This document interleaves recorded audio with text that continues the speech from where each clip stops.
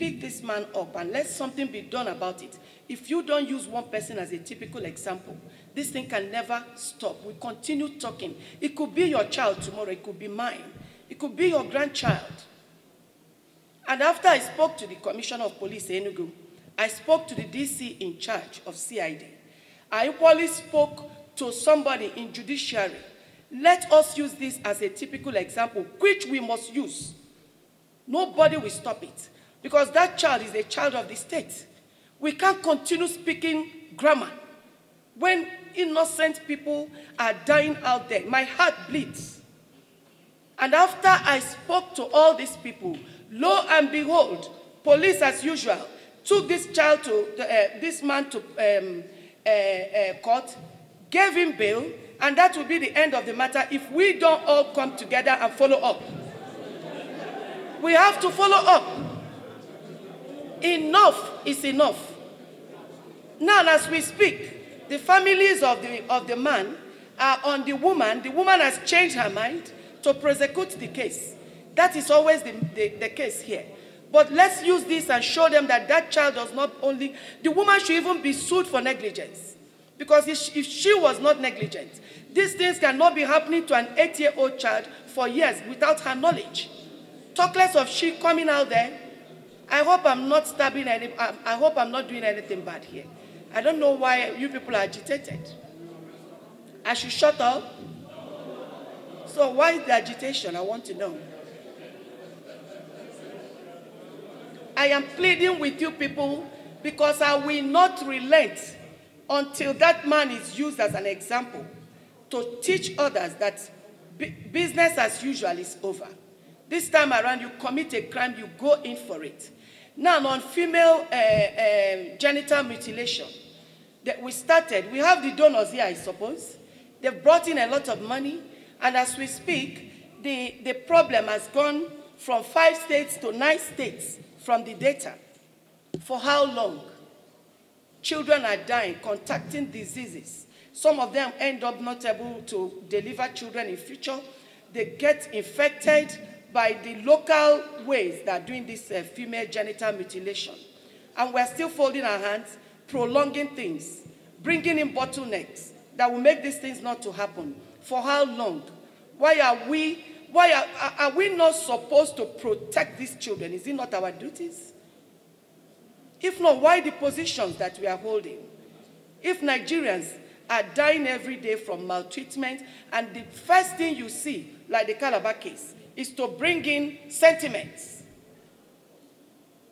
There's a woman in Lagos today who they almost lynched, lying against her that she was an armed robbers informant, while the woman is a lawyer.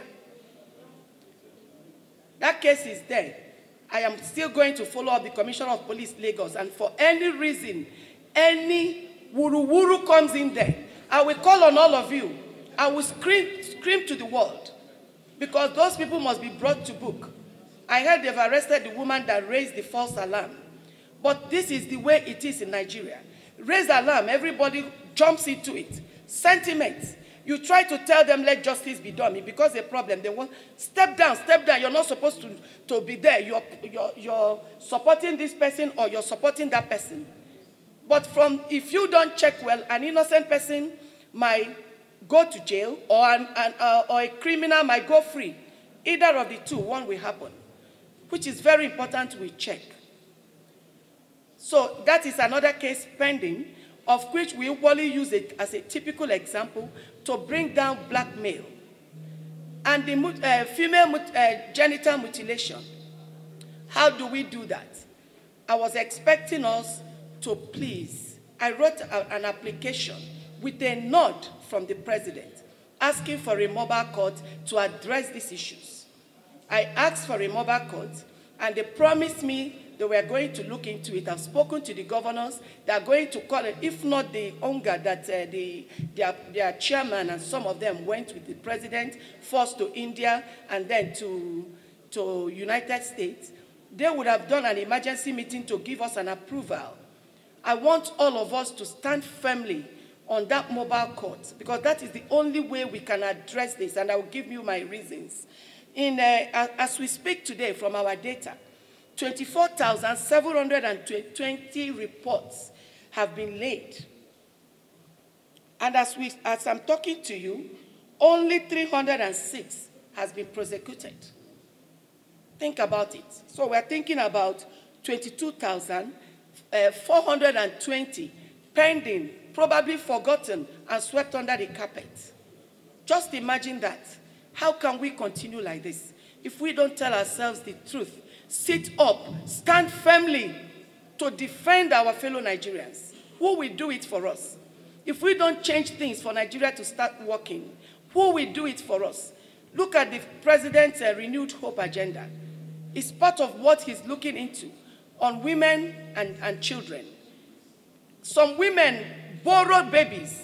They go on the streets, they beg for alms, they sleep under the bridge with these babies to make money. These are people that are able, that could go out there and get empowered, and they start working. And we're all looking, some of us even come out and give her money, instead of looking into the baby she's carrying around. Another group, they carry small girls, children that are very sick. They go on the street with their deformities, which could be treated in National Hospital with less than 800,000 to 1 million. And I will stop them before I became the minister. I will want to take the children, they will refuse. Environmental will see them, carry them to their office, collect bribe, and let them go. I can call people that I later used police to pick them up, and those children were helped and treated. And they will tell you the story of their experiences. So how long are we going to continue with this? One of them, I called him last week. I said, bring that child to my ministry. Bring the child. He said he doesn't have transportation. I sent him 25,000, of which I've told one of my staff to report to the police. He collected that money and disappeared. If you see this child's face and the condition this child is, you will not believe it. But I will get him. I promise you people, I will get him. But if I get him, what happens with our judiciary? How we know it is? It delays. How are we going to do that? It will delay till I even get old. It will not be addressed. And when I now get old, the man will go free. And that's the end of the matter. I'm already getting old. So who knows how long it's going to be?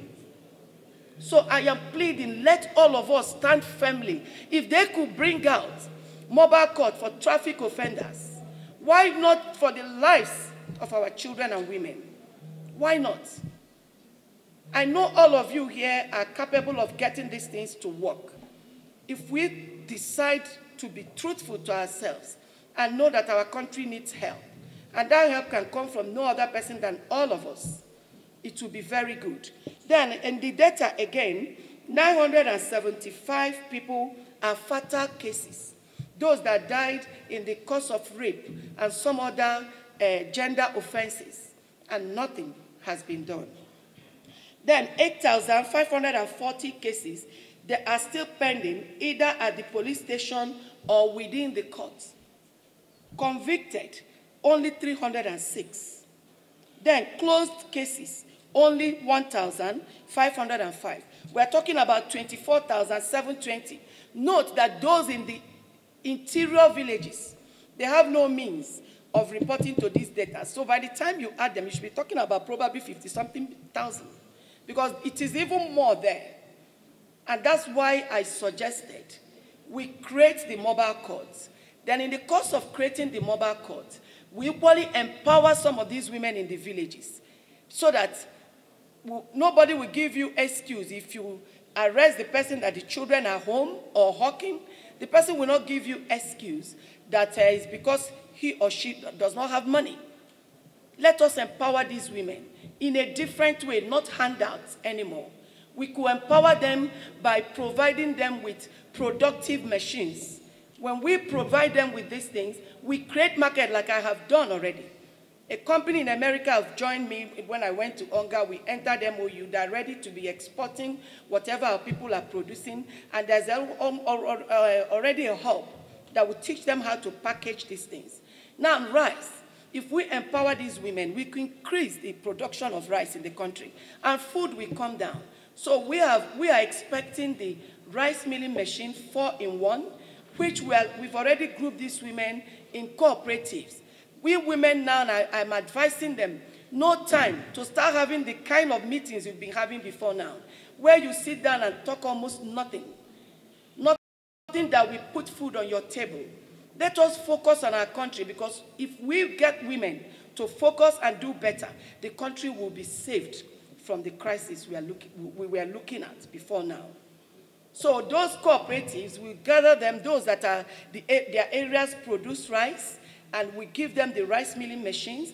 Those that their areas produce cassava, gari, we give them the gari milling machines, and we give them a target. And there's a seedling introduced to me by Deputy Chief of Staff to the President.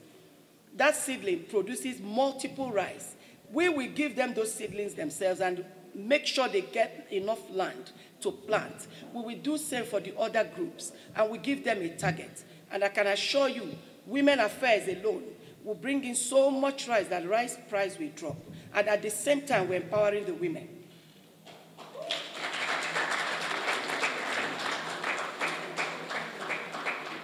So when you empower them, they say a hungry man is an angry man.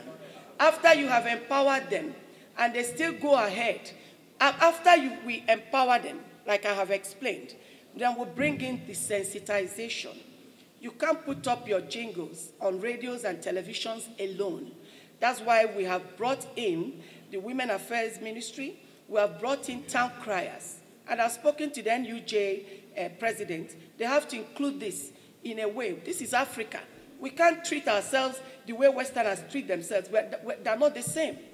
There are people here that don't have light. There are people here that can't afford radios and televisions. So we bring in town criers in such areas where they will go in and speak in the languages they understand and tell them this is a crime. If you commit it again, there's a mobile court to look into it. And you have been empowered so that you will not be a hungry man that will be angry. You will now feel better with yourself, get busy with your lives, and then recognize the fact that you've been punishing your babies, taking it as ignorance, which is not an excuse in law. When they finish the sensitization and you commit the crime again, the whistleblowers we will get in to pay them salaries. We will get them in. Any report you make, you get some amount of money. We will get them in, arrest the person, the police comes in, then take the person to the hospital, confirm the genital mutilation was done freshly, then the mobile court comes in. By the time you jail or fine a few people, that particular thing will come to an end. We need to do this. Remember, you have empowered them before you're taking this action. When you give a hungry man food, whatever you tell the hungry man will agree, because you've put food on his table. That's why I'm begging everyone, please support me on this. I beg you people, just put these people into consideration. Think about them. Let us work on this mobile court, because what I'm talking about is far much more important than traffic. I know traffic is equally important, but we're talking about lives here more, especially on the voiceless people who can't speak for themselves. Just check the data I told you.